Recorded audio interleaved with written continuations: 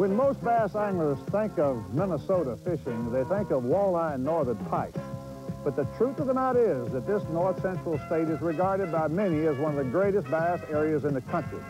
Today we're going to be fishing in Minnesota with Bassmaster Mike Artman, who calls this area home. With Mike is Chuck Roberts of the Bassmasters television series. They'll be fishing almost in the city limits of Minneapolis, and a lot of you, particularly you folks down south, are going to be amazed at what you see. They'll prove that a bass is a bass is a bass, no matter where it lives. I'm Ray Scott. Stay tuned. The Bassmasters will be right back from Minnesota.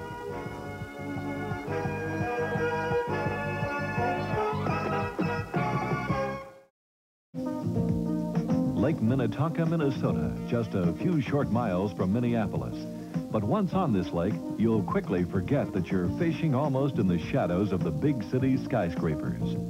This is one of the premier bass lakes of Minnesota. But unlike the new reservoirs of the South that emerge almost overnight as great fisheries, this lake and its great bass population has been around for a lot of years.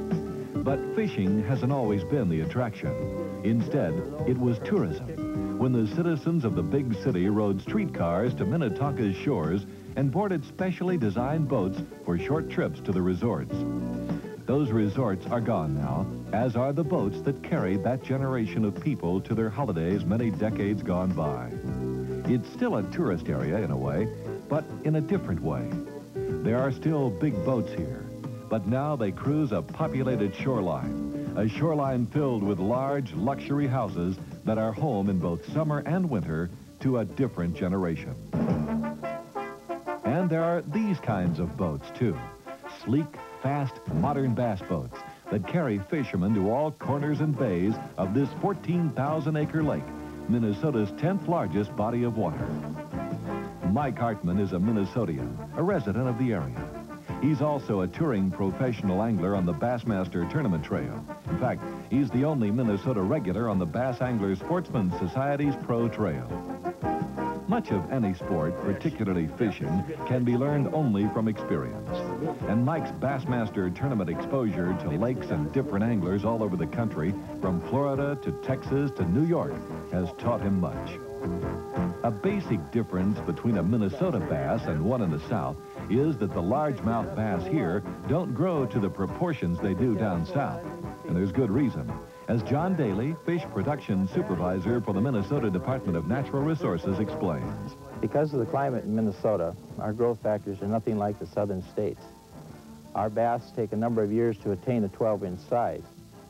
First year's growth is around 2 to 3 inches, second year 4 to 5 inches, and like I said, 12 inches is about a 5-year-old bass. New state record is an 8-pound, 9.5-ounce fish taken from Albert Lee Lake in southern Minnesota, which we estimate the age of approximately 14 years. A smallmouth record that we have is 8 pounds, which was taken from West Battle Lake in Otter Tail County. The average bass caught in Minnetonka is about 2 to 2.5 pounds. But that's not to say there aren't plenty of 4-pound bass here. Minnesota's fishery management program is different from many states. For example, they have a closed season on bass from February 15th to about the last week in May.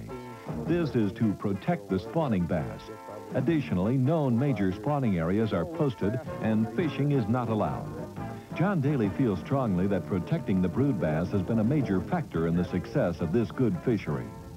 John, as fragile as the fishery is here, it's very, very important to protect that brood fish, isn't it?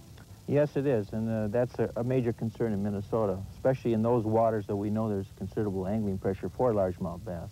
And in those areas specifically, we do post the spawning areas We do know that the females are very vulnerable to angling pressure during that time of the season, and we're also concerned about the genetic development, about harvesting large bass and depleting that resource. Explain that to me.